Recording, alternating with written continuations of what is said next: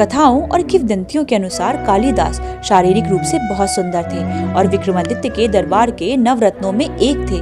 कहा जाता है कि प्रारंभिक जीवन में कालिदास अनपढ़ और मूर्ख थे। विद्योत्मा से विवाह कालिदास के जीवन की प्रमुख घटना थी। विद्योत्मा को अपने ज्ञान पर बहुत घमंड था। वह एक राजकुमारी थी।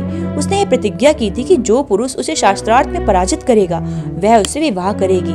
बहुत से विद्वान विद्योत्मा से विवाह करने के लिए आए, परंतु पराजित होकर चले गए। सभी विद्वान मन ही मन विद्योत्मा से प्रतिशोध लेने की सोचने लगे। वह किसी ऐसे व्यक्ति की तलाश कर रहे थे जो उसे शास्त्रार्थ में पराजित कर सके। एक दिन उन्हें एक पेड़ पर एक व्यक्ति दिखाई दिया।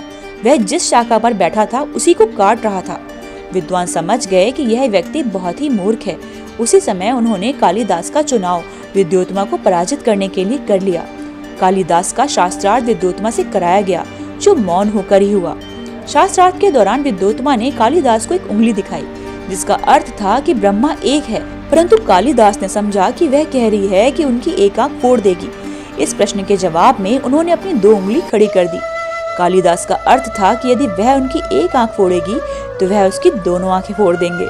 परंतु विद्योत्मा समझी कि सृष्टि में ब्रह्मा और जीव दोनों हैं, इसलिए वह संतुष्ट हो गई। फिर उसने अपनी 5 उंगलियां खड़ी की, जिसका अर्थ था कि हमारा शरीर 5 तत्वों से मिलकर बना है।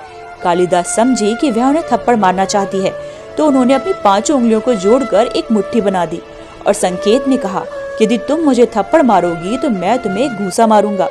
परंतु इस उत्तर को विद्योत्मा ने दूसरे प्रसंग में लिया। वह समझी कि 5 तत्व तो अलग अलग हैं, परंतु मन एक ही है और मन सभी तत्वों को संचालित करता है। इसलिए विद्योत्मा को यह उत्तर सही लगा और इस तरह धीरे धीरे कालिदास ने उन्हें शास्त्रार्थ में पराजित कर दिया। कालिदास का विवाह विद्योत्मा से हो गया। विवाह के पश्चात कालिदास विद्योत्मा को लेकर अपनी कुटिया में आ जाते हैं और प्रथम रात्रि को ही जब दोनों एक साथ होते हैं तो उसी समय ऊंट का स्वर सुनाई देता है। विद्योत्मा संस्कृत में पूछती है कि मैं तत, परंतु कालिदास संस्कृत जानते नहीं थे, इसलिए उनके मुंह से निकल गया ऊंट।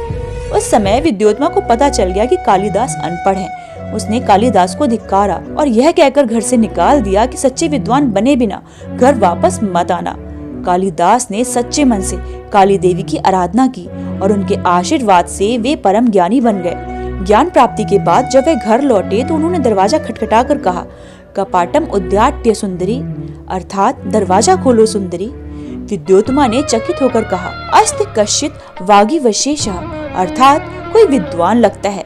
इस प्रकार किंवदंती के अनुसार कालिदास ने विद्योत्मा को अपना पथ प्रदर्शक गुरु माना और उसके इस वाक्य को उन्होंने अपने काव्यों में भी जगह दी। तो अगर आपको मेरा वीडियो अच्छा लगा हो तो प्लीज मेरे चैनल को सब्सक्राइब करना ना भूलें।